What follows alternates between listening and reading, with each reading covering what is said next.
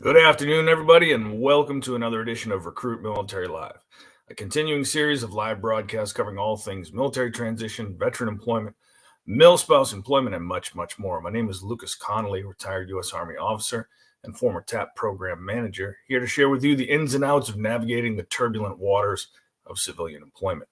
If you're in search of meaningful employment, well, folks, you're in the right place. Visit rmvets.com/live to learn more. Okay, let's roll into today's show. Are you a job seeker looking to refine your skill set in a way that captures the attention of employers? Are you looking to take your next job interview to a whole nother level? Well, if you've answered yes to both of those, you're in the right place, so don't touch that mouse. Today, we're going to be talking about the skills that are in high demand in the modern employment marketplace and touching upon some of the things you can do to showcase those skills and deliver a slam dunk performance at a job interview. Our guest today is a man of many talents. His company, MJW Careers, has been helping clients draft world-class resumes, to create attention-grabbing social media profiles, and to prepare for winning interviews for more than 14 years. His LinkedIn feed is littered with thank you notes and success stories from his clients. He's joined us in the past. We love having him on. We're excited to have him back. He's a genuine subject matter expert. Ladies and gentlemen, please join me in welcoming Mr. Matt Warzel. Matt, Hey, welcome back. Great to be here, Lucas. I'm not that I have favoritism, but you definitely rank in the top one of my favorite shows to do. Of all the shows you enjoy doing, this is one of them. I love it. This one gets down to brass tacks more than a lot of the other ones I do. Not to say that I don't enjoy those as well, but those kind of tend to sit on the macro level. I like how me and you get into nitty gritty. So let's hope someone gets something out of this. Well, I certainly hope so as well. You know, I used to have a boss that would tell the intel officer, you know, these theories you have are great, but give me something actionable. And I like to tell our audience, we're going to stay away from the macro, the platitudes. We're going to give you some actionable information. So if you just tuned in for the first 10, stay tuned. You're going to hear some stuff. Get your pen out. You might want to take some notes. Fantastic. All right. Now, folks out there, you know who we are. Let's hear who you are, who you with, who you served with, where you at. What's your status? Are you in transition? Are you retired or thinking about retiring? Are you a caregiver or some other status we haven't thought of? We always welcome a healthy amount of branch rivalry, and we'd love to hear from everybody in the military community. So jump into that chat, contribute, let us know who you are. And if you got any questions, comments, issues, or just plain gripes, feel free to drop them in there. For your questions, assuming we have time, we'll get to them. All right, Matt, we're wheels up. You know, not to overquote Napoleon Dynamite, but some people say I have skills. The question is, what skills are employers looking for? I've heard advice from 1,000 different people, everything from go back to school, get a certification, refine your soft skills. Let's talk big to small. When I was younger, somebody told me, go to business school, get yourself an MBA, you're guaranteed career success, six-figure salary. What say you, sir? You know, obviously we have shifted in a mindset of school, right? Education. I was a part of the generation that you had to go, although, 10 years apart from my older siblings, they were part of a generation of like, you maybe can't go, whatever, didn't matter. It was more priority of getting work. And again, different upbringings. Everyone has different values, different beliefs and stuff. But I feel like it has really shifted again towards, do I need this piece of paper, right? These kids are seeing, whether it's friends having their own little businesses or, I don't want to get into the viral stuff, but when we have 14-year-olds making $1 million, you wonder what some of those friends are thinking. So we can't quite, get in the heads of what the youth is thinking or perceiving as an education and how much value it holds. So I don't want to go too off the rails already, but I've talked to my wife already about our 5-year-old. He just turned 6. And I'm like, I'd want to get him into real estate at 18 and just like try to get him prepared for life earlier so that maybe he doesn't even have to go to school, right? So again, I'm on the belief side of if it is something that's going to get you more value as an employee, as a person, going to improve your worth, right, from the perception of the hiring managers, or it's a mandate, because again, I used to recruit HVAC techs and we put them in vans and they had to have a degree because the insurance mandated it, right? So some of the guardrails will actually force you to do it, right? If you want to go be a doctor, I don't see another workaround. But having said that, again, I'm not sure that school is kind of what the mystique it used to have, especially when I was growing up, right? So to get to your point, the long answer short, Depends on the person. There's no one answer. But if you're going to consider an MBA, which is, again, taking that extra effort of a degree, there has been results that, yes, you can improve your net worth, that employers will give that perception, again, of what they're going to pay you. It will increase for you, right? It's going to show them that, hey, maybe we'll give this person an extra 50 grand or what have you. So when it comes down to you personally out there, though, I would do your research of what do you want to do, and then reverse engineer from there of what others in that field are doing. If you're noticing it's a field like manufacturing where you can maybe get in at the ground and work your way into a leadership role without necessarily having to go to school, because again, they pride a little bit more of the skills based in that environment, learn the ins and outs early on. Again, maybe, but if you want to be a doctor, though, I don't see another way around it. At least any doctor that's taking care of me, that's for sure. Right. At least I hope so. And I can say from, being someone who majored in criminal justice and sociology, I can tell you that majors matter. Like just going to college and checking a box, and spending 6 years getting a 4-year degree in liberal arts. Lots of people go to school for 6 years. They're called doctors. But look, don't just pick, if you're going to go higher education, like you just said, find out where it is you want to be. Okay, I'd like to be a software developer for a video game company. Okay, so what do those people have in their pedigree? Don't just go down to your local university and bang out a liberal arts degree and cross your fingers and hope for success. It's not going to happen. No, and I, in hindsight, is, again, we're all with Rod Stewart. I wish I knew now what I knew then. Again, I wish I would have taken school a little bit more serious. I was on that side of like, have some fun, socialize, get my work done. I had to graduate with a marketing degree. That was my minimum standard. Just get a marketing degree and not get into sociology, liberal arts type things. So I worked my buns off to graduate with a marketing degree from the business school. It took some effort. So it kind of quasi got me a little bit of a educational background, but I never used any of the information I freaking learned in my real world. So again, if you're going to go get the degree just to get the piece of paper, you really aren't going to really enjoy what you can get out of school. And so in hindsight, I wish I could tell my 18-year-old self, take this serious, try to be something you want to be, and use education as the foundation of learning what that entails, rather than, hey, I guess I'll go do sales and marketing because I can talk to people.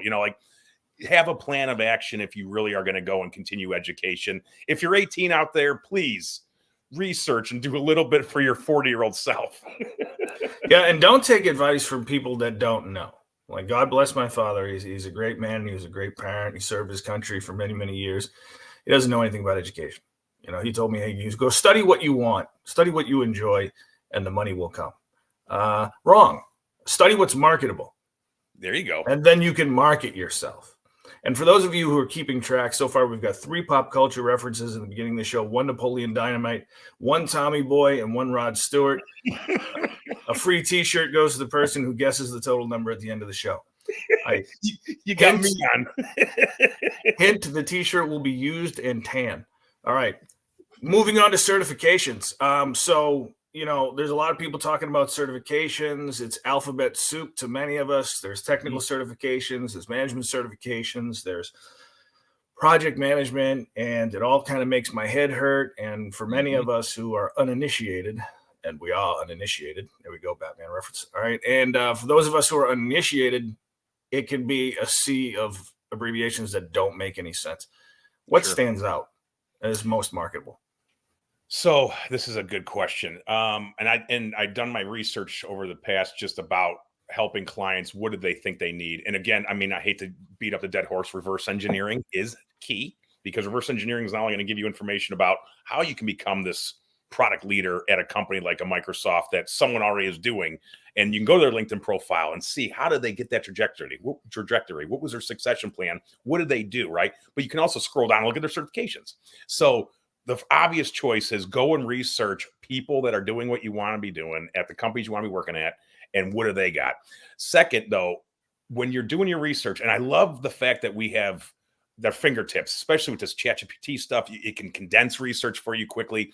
do some searches, figure out who's been around for a while, right? Like we all know the PMI, Project Management Institute, and everything that they've done to date has been recognized as valid, recognized as something that if you want to go be a PMP, you got to go get a PMP certification, right? Through that institute. So look for who's got the legacy, look for reputation, search some reviews on Reddit. Did people go through the program and realize it was a waste or a scam?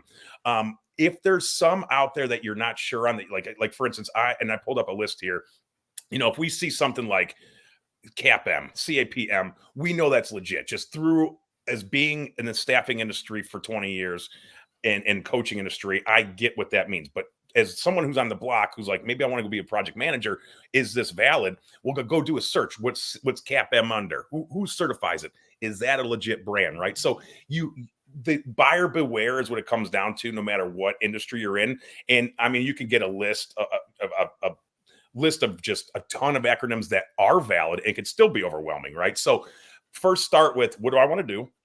And what are some certifications that look like people that are doing this work have? Put that list together and then start to do individual research. Now, again, this might take you a couple hours, but for you to save yourself, I don't know, hundreds of bucks, maybe thousands, and for you to save yourself the headache of not going through a scam type course or something that's not going to validate your credentials in the employment world, then why waste your time, right? So don't go and just get every acronym under this God's earth to put on your resume. I have seen that even in my coaching world where people have like 15 different ones now. And half of these, I mean, to get through them, you're not even doing that much. You're maybe writing a resume and they go, well, this looks good. Here's your certification. So again, if you have something that's not as robust either, that could be a warning sign, because typically ones that are hard to achieve, not as many people have them. And thus it becomes something that is a little bit more valid for the hiring process. So research. Yeah, and some of these are not easy. You don't just sign up, take the test, and get it.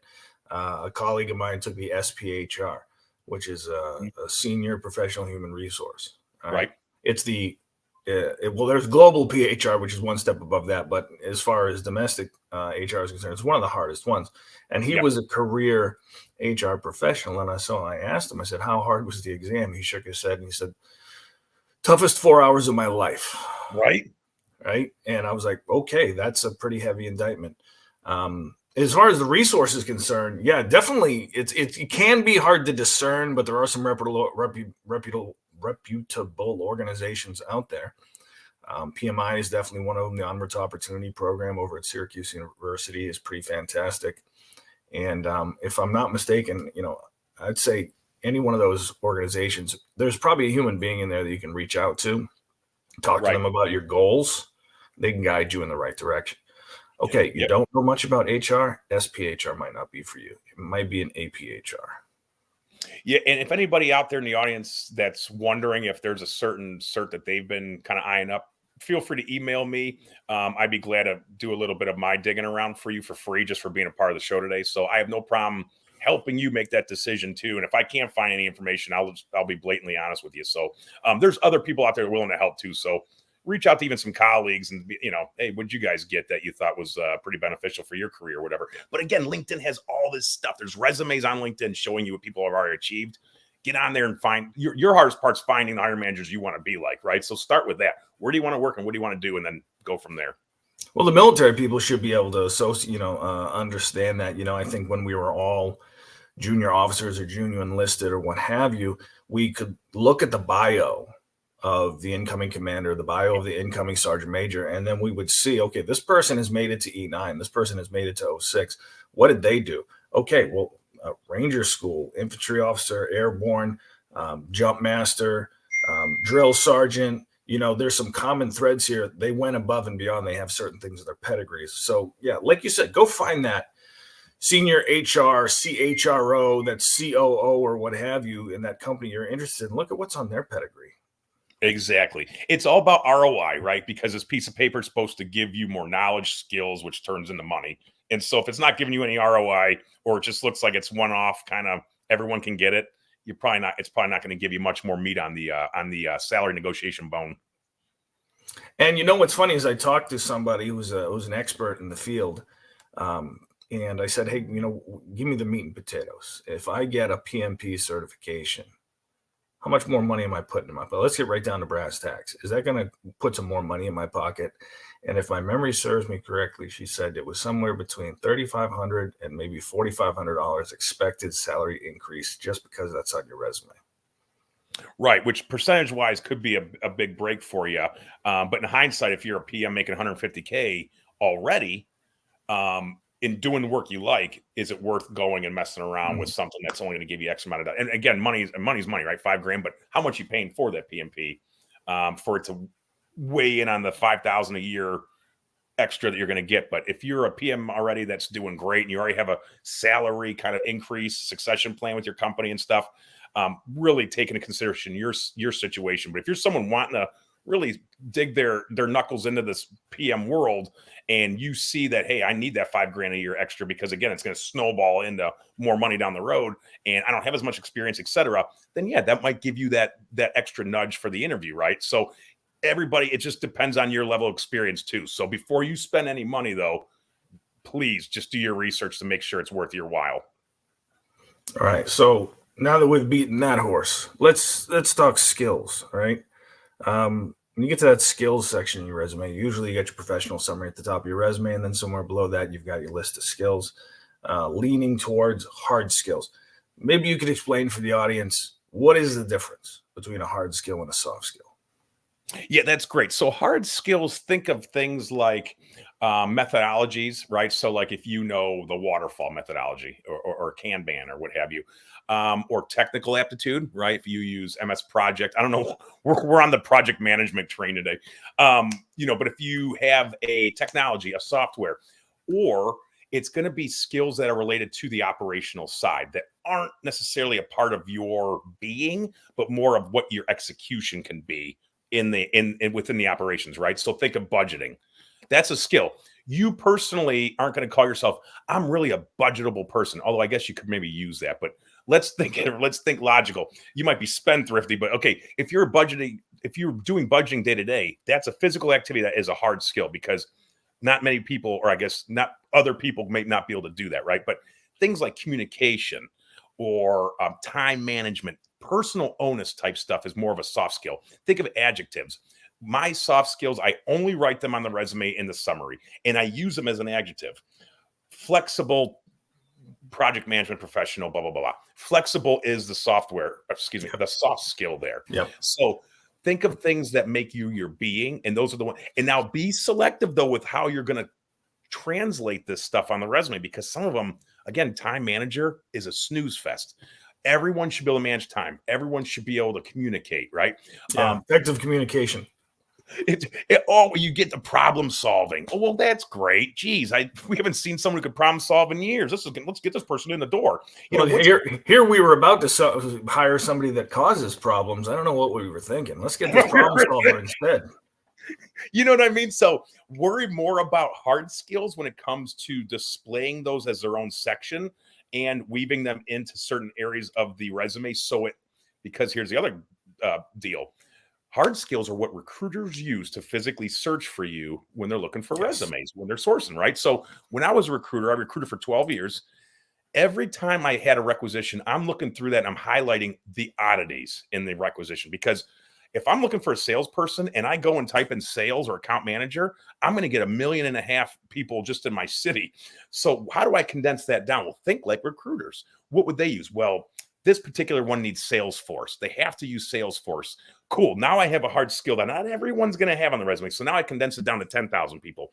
And now what am I going to use? Well, maybe they have to be a spin salesperson. We're teach everyone on how to do spin. Okay, well, now I'm going to go and type in spin and see if any salespeople put that down as a methodology. So that's the name of the game, is thinking of words that are unique to the role and that recruiters are going to use to find you, and get those on there without fibbing, obviously.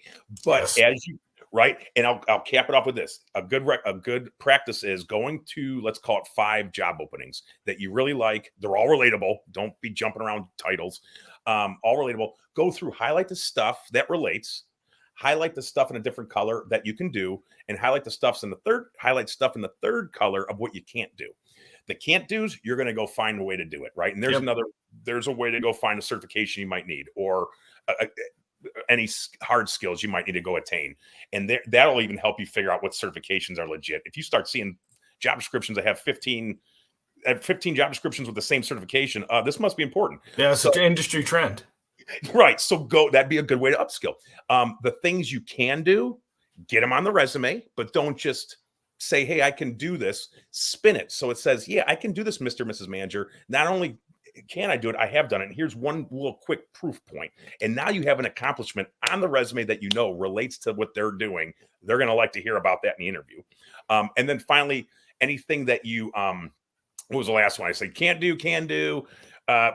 Again, just highlight everything so you have the ability to figure out what you need to put in your resume and what you got to go and figure out how to upskill. Sorry, trailed off there, but that's the gist of it. Reverse engineering this stuff. That's okay, brother. I was following you the whole way. And it's funny, you said something about fibbing, because sometimes we fib on a resume without understanding it. And I've seen so many resumes. So, and I'll give you an example. I was working with a candidate who was responsible for the office budget. So based on that, they put on the resume financial planner. I once, I had a role in the Army where I was an observer, coach, and trainer. So I put on my resume performance coach.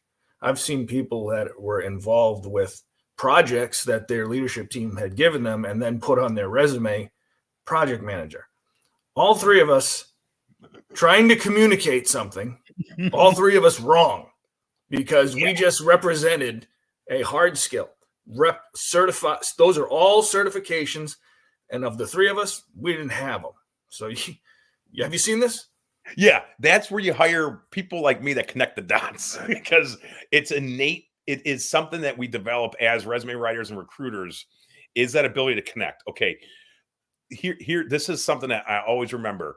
When I went through, I was working at, I believe it was John's Controls, and we had hired someone. It was a different office, and I was like, man, I would not have connected these dots, because the way that their succession plan was and where they got hired at. And I had the recruiter tell me how they connected it. And I was like, okay. And so essentially, bad recruiters are going to recruit the titles, and they're just going to look at titles and go, well, they don't match. And they're going to those are the people that tend to recruit the requisition and not the candidate, because good recruiters recruit the candidate. So we can put them in a pipeline and use their talent down the road for if something comes up for that particular person, versus requisition, you're just looking at resume screening, not finding the people that you probably could have had from older requisitions that you might, if you were recruiting the talent, right? So this is like one of those things where, to connect the dots, you truly have to be doing this stuff a while. And job hunters don't write resumes all day. That's what we do. So that's why you got to essentially rely on some professionals if you're not savvy enough to figure out, how does teaching translate to data analyst?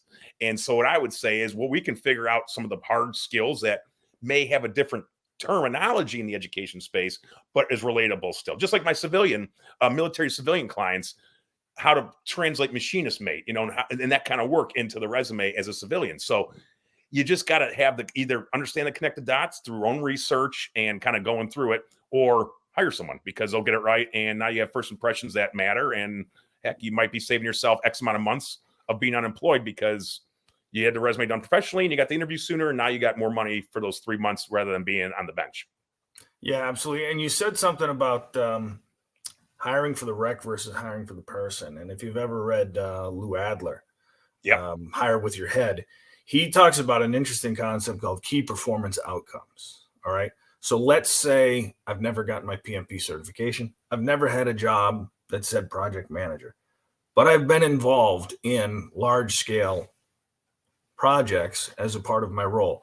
I've been responsible for budgeting. I've been responsible for timelines. I've been responsible for synchronizing tasks and resources in time and space.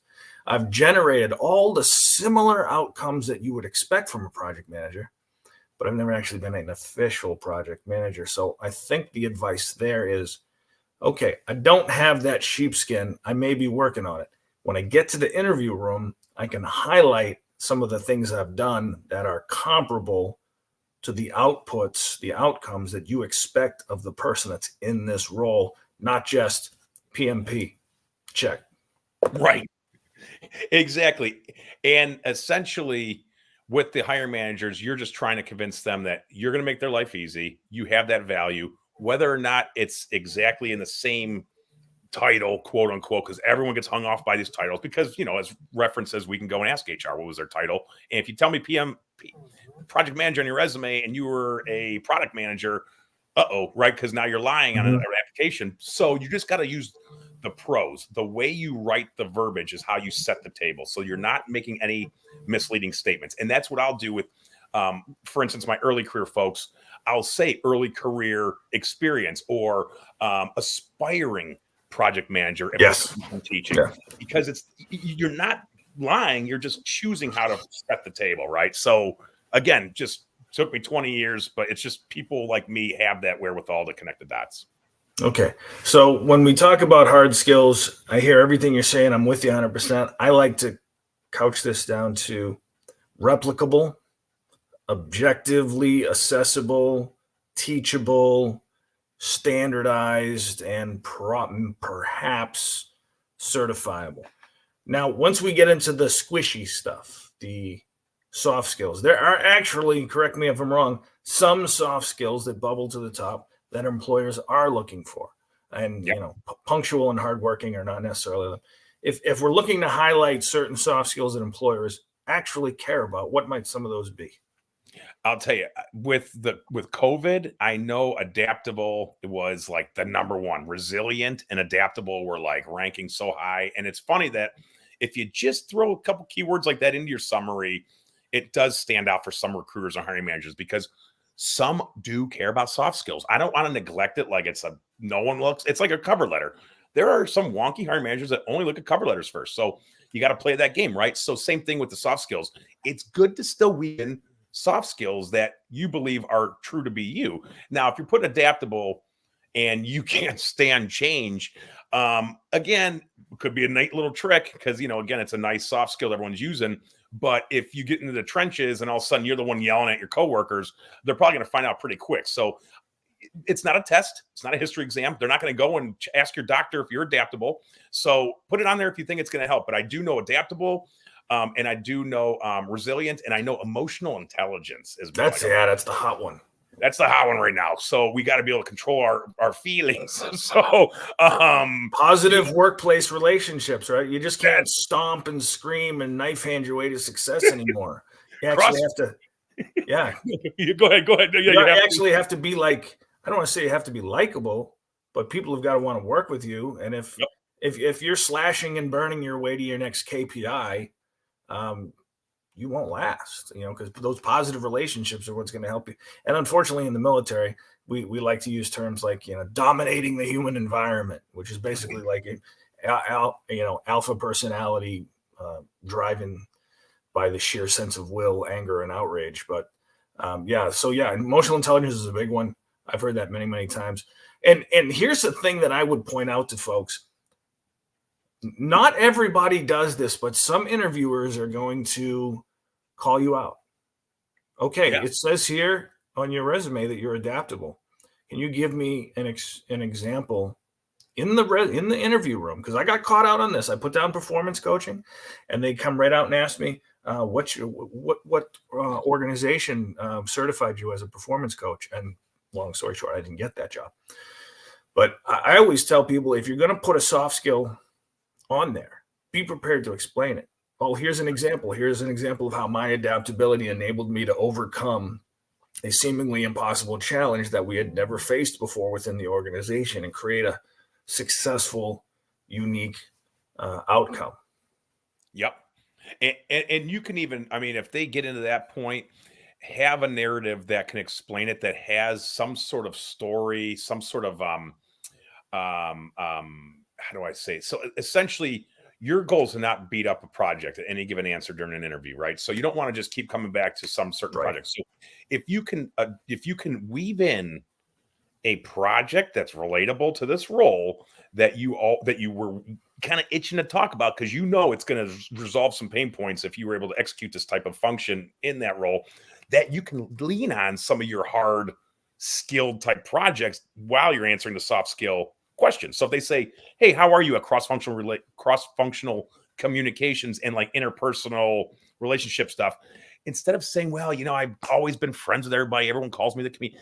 Don't go sob story, though. Keep it a story, but keep it relating to the job. Every answer should sell you for this role. Yes. They're not your friends in the interview, right? So as much as they might throw you off to try to get a little peek into your personality, and most times it works because people start going a little personal with these kind of questions. Don't. Oh, let me tell you right now, I was able to work with engineering, sales, and accounting, got everybody together, explained what happened with this project that made the client get upset, got everybody back on the same page, won over the client. Now we're retaining them for $2 million a year again. That's a good story because it's cross-functional relationships, a little bit of leadership, and now it's something that relates to the heart of what the interview is. This interview is an hour long to make sure that you're cool to work with, you can do the job, but proof's in the pudding. They already assume you can do the job, right? But they just want to make sure there's final buttons on there. But it's mainly a personality test at this point in the hire manager room, right? They just want to make sure you're cool enough to not want to strangle after week one. Yeah, I'll never be cool enough. The question is, am I going to get employed by a company that's equally less cool? Yeah, well put. I got to watch my word usage. So yeah, and for many folks, if they want to put the the $5 word spin on it, it's about are you a match for our organizational culture? In other words, are you going to fit in here? Do you work the way we work? Do you kind of think the way we think? We don't need an automaton. We don't need somebody to just salute the flag and take orders and carry on a daily basis. But they do want to make sure that you're a fit. And I think the places where you most get the opportunity to show that you are a fit for the organization is when you get those behavioral-based questions. Mm-hmm. And I assume you've had opportunities to coach some folks on those. Oh yeah, I love interview training. It's one of my favorite. Could you give us a very brief block of instruction on the STAR method? It's my favorite way of coaching this. Yes, and that's what I use too when I'm coaching. Situation, task, action, result. Think about it. Also works in your resume. We call it PAR though, but just think of it like this, guys.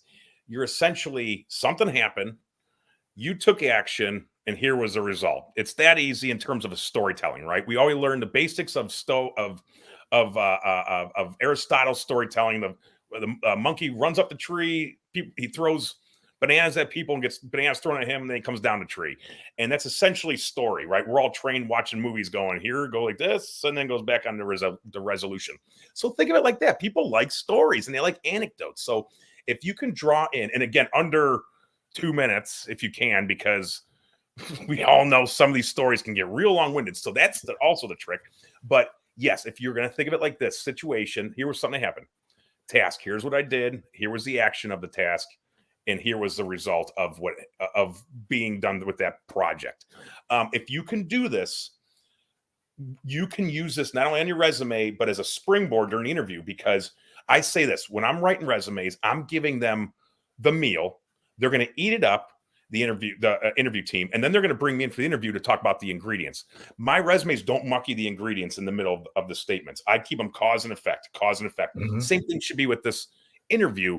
But in the interview, you can talk about the ingredients because now we're actually getting into how you did this, right? So think of it on your resume. You're going to go, I implemented a process improvement, saved us $100,000 a year. Cool. Quantifiable results. Quantifiable, easy to understand. Everyone from the marketing major recruiter to the hiring team that has been doing this for 50 years can understand. And then in the interview room, implement continuous improvement that saved $100,000. Let me tell you about how I went about that. What was the situation? Well, this machine was dated and it wasn't producing the efficiency we needed. Okay. I was tasked with repairing it. I ended up just finding another vendor to replace it because it ended up being cheaper than keeping this thing on our books and becoming more efficient. The result was it got implemented and now we're up 30% in efficiency or whatever the heck the ending was. And so if you can track this on a brag book when you're at work, and then when you're ready for resume update, people like me asking you, what'd you do? Here's the 10 things I did. And one of those is a really cool continuous improvement story. Now we got it as fodder for the interview, but you got to track this stuff in real time. Yeah. 2 years from now, you ain't gonna remember half of it. Oh yeah, and 2 weeks after you've left a company because you didn't like it there, or there was no upward mobility or what have you, it was not the time to try to call your old operations manager back and say, hey, what was the increase in efficiency for FY 2002 after we instituted that 5S program? Right. Hello, Paul, are you there? I think there's something wrong with my phone. There's no way he would have hung up on me. No, not at all. No. He's not busy. All right. Hey, listen, this is all great stuff. I wish we had more time, and I'll tell you what, we're going to save a lot of the resume stuff for the end, for another show, and we'll dive after that. But folks, the big takeaways here: education is important if it's marketable and applicable in the career that you're going into. Certifications are important if they are industry valued and they enabled you to do something that you couldn't do before. I think I could probably wrap that up in one sentence there. I love that. Hard skills, replicable, teachable, objectively accessible skills like software and technical skills. Hey, either you do or you don't know how to use CorelDRAW. Either you do or you don't know how to program in SAP. It's as simple as that. Yep. And then the soft skills, the hot ones: adaptability, resilience, emotional intelligence. And remember to take the opportunity to expound upon those because they're not objectively accessible during your interview. Have I hit all the high points, Matt? Absolutely. Yeah. Soft skills is kind of like interpersonal, right? The feeling stuff. It's so hard to do definitions. Sometimes you're like, well, I know what it is, but how the hell do I explain it? But I love the way you summarize things. I almost want to be like, can I use that in my articles? But help yourself. Thank you, sir. But just think of it like this, guys. Like, recruiters and hiring managers are busybodies. They just want to make sure that they're trying to efficiently bring someone onto the team to eliminate a problem they have, and this person lasts longer than a year. Because the problem is they get burnt either by a candidate getting into the induction process, getting training, and then they leave, or they're hiring people that are inept and they manage to get their way through the interview, or they hire someone that hangs out, right? And then it's actually a good employee for years to come. So they get jaded because people kind of mucky up the water sometimes with hiring and staffing. And I always use this as my final words, so I don't know if I'm jumping all over you, but essentially I always say, just be empathetic to the recruiters and hiring managers, because they're just trying to get their jobs done too. And they're getting pulled away to hire constantly because that stuff's always evolving. So, they don't owe you anything. So go in there, walk softly, carry a big stick, know your confidence, because you have the wherewithal to understand your abilities and how you're going to explain them without wasting time and being efficient with your word choice, and control your perception, because it's not a history exam. And if you are acting properly during your messaging, your application, your follow-up, your interview follow-up, at all those points, if you're carrying yourself professionally, now you have some negotiation at the table at the end, because they have an idea of how much they're going to pay, but you might get on the high side of that based off of how you carry yourself. So it all kind of starts with as soon as you hit submit. So make sure everything's buttoned up. And don't rely on availability. Don't just sit here and go, April 17th, 24, only jobs around in my hometown that I'm hanging out in were these 3 companies. So I took one and now I hate my job after a year. There's ways to find peace with what you're doing if you put the work in. And so hit me up if you need help with that. Just mention Lucas. I'd be glad to give you some freebies, and we'll try to get you so you're not relying on availability, but you're relying on something you actually want to do, and we'll reverse engineer as much as we can to get into that role. All right, Matt. Tell us the name of the website. Jobstickers.com hasn't gone away yet. It's like pot stickers, but job stickers. That'll get you to my link tree. Has everything. Blog. I just implemented a new service too. It's called Reverse Recruiting. Essentially, I apply and I tailor each resume for every role you want me to do. It's a monthly subscription. But instead of you worried about tailoring and where to look for work, and I do all the work for you, all the heavy lifting. So feel free to hit me up about that program. It's been successful so far. It's something that's time consuming, but I think it's getting the brass tacks right. If we got to get a job, we need to show the suitors that we can relate to this stuff. Well, if you got someone like me writing these resumes on the fly, I'm making sure it's tailored. Awesome. Absolutely important. Thanks, Matt, I wish we could stay on all day. We have plenty of material to go into, but thank you for being here. Thank you very much for your time. Hey, thank you, Lucas.